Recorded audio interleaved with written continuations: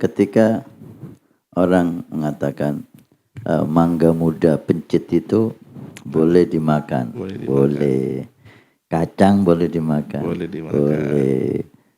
Timun boleh. Kedondong boleh. Diulek menjadi rujak haram.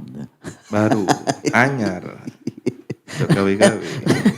Ini dapat kita pahami bahwa memperingati hari kelahiran sudah dilakukan oleh Nabi dengan cara Nabi beramal soleh. Apa amal solehnya?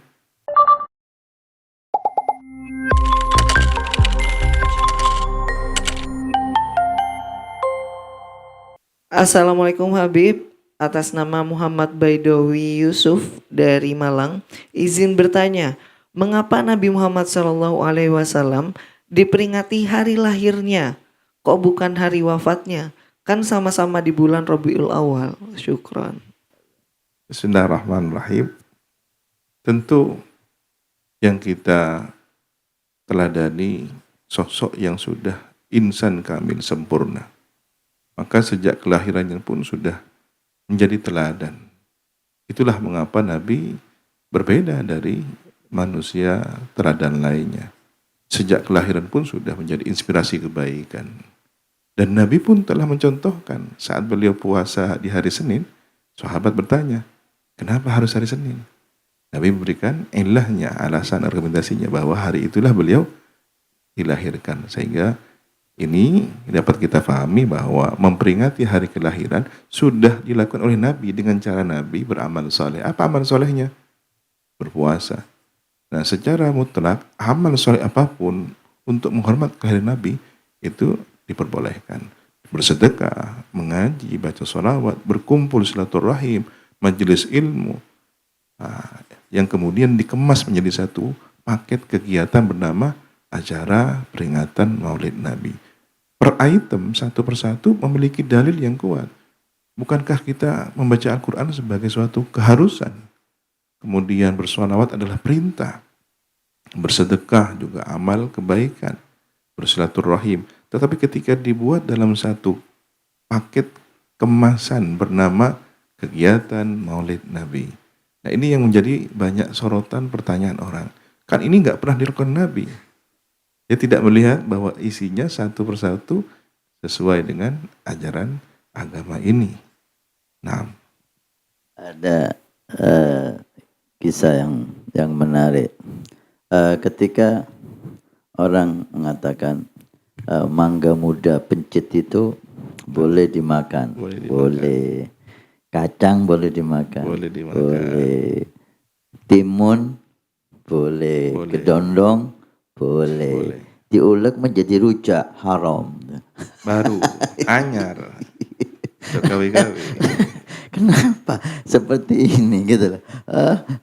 Seperti kata antum tadi, sholawat kepada Nabi perintah Al-Quran. Ya ayyuhalladzina amanu shollu alaihi. Dalam maulid ada sodako perintah Al-Quran. Dalam maulid ada kisah-kisah para nabi. Udkur fi kitab Musa, udkur fi kitab Ibrahim.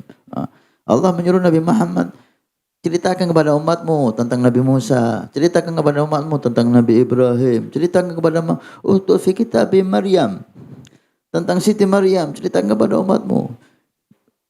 Ketika di Maulid cerita tentang Nabi Muhammad sallallahu alaihi wasallam. Kita harus peka. Kita sebagai umatnya harus peka. Itu. Nabi disuruh menceritakan Nabi orang sosok yang Nabi lain. Musa, Allah menyuruh Nabi cerita Nabi Musa, Nabi Ibrahim. Ini cerita Nabi Muhammad. Kemudian ada ceramah agama, ya, ada itu dianjurkan wadakir fa inna dzikran fa'il mu'minin. Semua ibadah dikumpulkan dikasih nama Maulid, bid'ah. Kan aneh.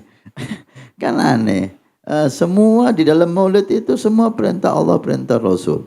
Ketika dikumpulkan semuanya mestinya kan lebih indah, jadi rujak tadi itu. Nama Maulid bid'ah. Ini orang yang tidak memahami tentang inti daripada agama itu sendiri. Akhir. Sedangkan yang lain lebih kepada setelah wafatnya. Kenapa ada haul? Karena seseorang selama hidup dia masih berproses. Tapi ketika di akhir hayat atau setelah meninggal dunia, orang sudah bisa menilai bagaimana keteladanan. Maka yang diperingati bukan lagi kelahirannya, tapi hari kewafatannya, dan yang dikenang bukan kesedihannya. Kita memperingati wafat seorang dalam hal itu bukan kesedihan yang diulang, tetapi keteladanan seseorang yang telah wafat. Kebaikan-kebaikannya yang kita sebut. Nah, Jadi Nabi udah jelas mulia sebelum beliau lahir. sahih. Lahirnya pun udah dipastikan kemuliaannya. Gak usah nunggu meninggalnya baru mulia. Tapi selain Nabi Muhammad, siapapun itu mulianya dilihat akhirnya. Innamal a'mal bi khawatimnya. Makanya gak ada ulang tahunnya habaib, ulang tahunnya kiai. Yang ada haul. Ketika meninggal membawa iman, husnul khatimah, baru dipastikan dia orang mulia. Sebelum meninggal husnul khatimah, maka nggak bisa dipastikan siapa dia. Masya Allah. Jadi diperingati haulnya. Ada mulahadzat ya Habib. Nah, Sebagian orang mungkin mengagumi sosok yang dikagumi, lalu dia memasang foto.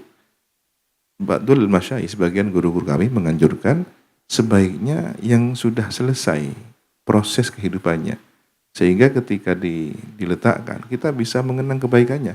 Tapi yang masih dalam dunia ujian kita tidak tahu. Nah, ini sebaiknya tidak perlu. Nah, Assalamualaikum warahmatullahi wabarakatuh. Alhamdulillah, saya Hasan Ismail Al-Muhdar, Khadim Pondok Pesantren Nurul Iman. Kami informasikan kepada semua donatur Masjid Awwabin pada hari Jumat ini tanggal 9 Juni. Alhamdulillah, kita melaporkan perkembangan Masjid Awwabin. Lantai pertama sudah kita lewati dan sudah selesai, tinggal finishing. Dan ini lantai yang kedua juga sudah selesai pengedekan, dan insya Allah sebentar lagi proses finishing. Dan ini kita naik lantai 3 atau lantai 2 masjid. Alhamdulillah udah proses pengedekan. Setelah itu kita mulai finishing, mulai dari lantai dasar aula masjid yang pertama dan lantai masjid yang kedua. Terima kasih banyak semua donatur, semua simpatisan, baik yang mengikuti bulanan setiap bulan 100.000 ataupun yang memberikan hartanya. Mudah-mudahan Allah Subhanahu wa taala menjadikan sebagai sedekah jariah. Kalau kemarin Anda yang ikut, ini waktunya Anda menjadikan sedekah jariah ini untuk orang tua Anda,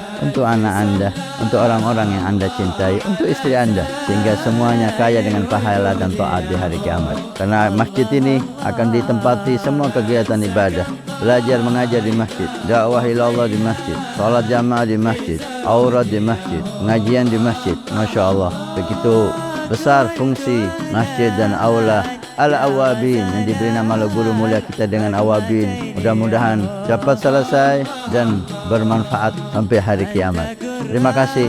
Barakah. Wassalamualaikum warahmatullahi wabarakatuh.